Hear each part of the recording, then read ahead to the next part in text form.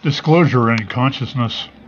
I first heard about disclosure around May 2001 when Dr. Stephen Greer held the first official Disclosure Press Club event in Washington, D.C.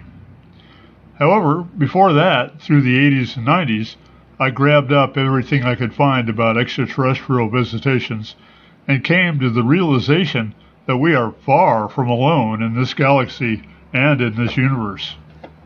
Then, on September 12, 2001, the group I had founded, the Northwest Disclosure Project in Portland, Oregon, hosted Dr. Greer for an event in Portland well attended by over 900 people.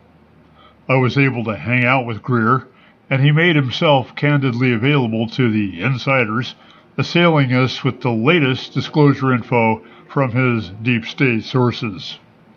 Fast forward a couple of decades to the current state of the disclosure art, and we find that some YouTube channels about disclosure have far more viewers than mainstream media outlets. And the call for full disclosure now is being sounded by such high-profile researchers as David Wilcock and Michael Salla, as well as whistleblower insiders such as Corey Goode, Laura Eisenhower, and Emery Smith.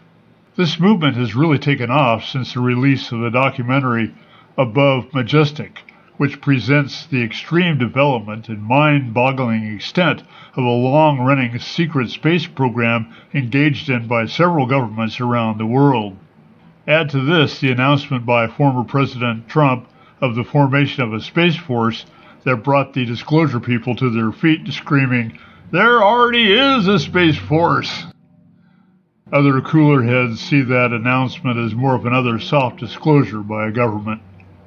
For those of us who've been following the extraterrestrial UFO phenomenon for most of their lives, I remember reading George Adamski's Inside the Spaceships when I was a free teen. The idea of advanced civilizations commuting across the galaxy and visiting Earth was really not too much of a stretch. In fact, the more I sat with the idea, the more it made sense, based on the sheer mathematics of time and space the universe represents.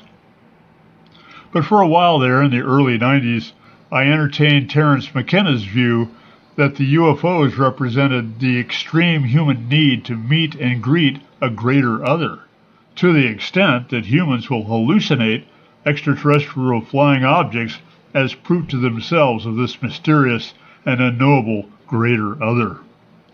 In McKenna's psychedelic view, such things as flying saucers were essentially constructs of the human imagination, as he himself did experience.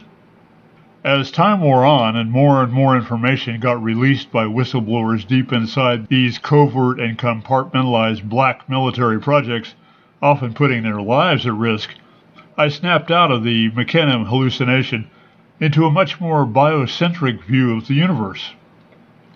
In 2007, biologist and MD Robert Lanza first published the theory of a biocentric universe, which is quickly gaining acceptance in several scientific circles.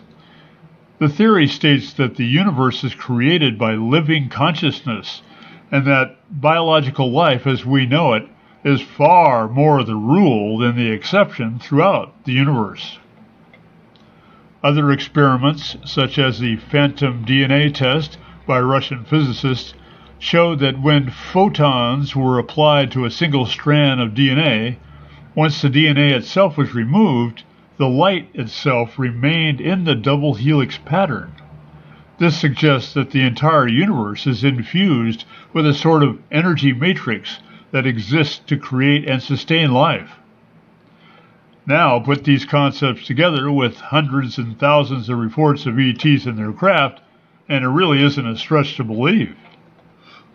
But any good disclosure researcher must be able to spot the widespread media bias and manipulation by vested commercial interests, not to mention well-documented CIA MK-Ultra mass mind control experiments from the 50s up to the present, and the whole Earth ET contact thing stinks to high heaven of cover-up.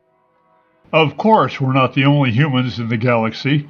Of course, there are advanced technological societies interacting all through Earth's human history, and of course, deep forces of powerful vested interest would want to control commandeered non-terrestrial technologies for the control of and power over unsuspecting citizens of Earth. These are really no-brainers. But it's not the point I want to make.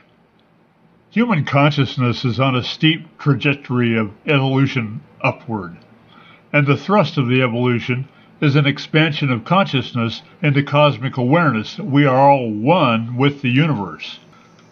Science is showing that there are energetic electrical connective filaments running throughout the solar system and even between galaxies, where energy is exchanged on a vast level across unimaginable distances, and we have access to all that connectivity.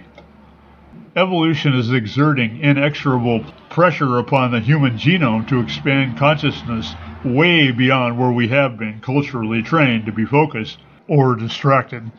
The significance of acknowledging awareness of non-terrestrial life is to connect with the rest of the living universe. It is an evolutionary imperative.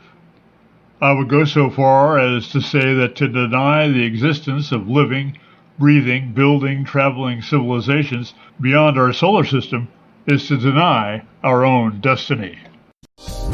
You have been listening to This Quantum Life by Boyd Martin, brought to you by the Quantum Health Newsletter from Pure Energy RX, www.pureenergyrx.com.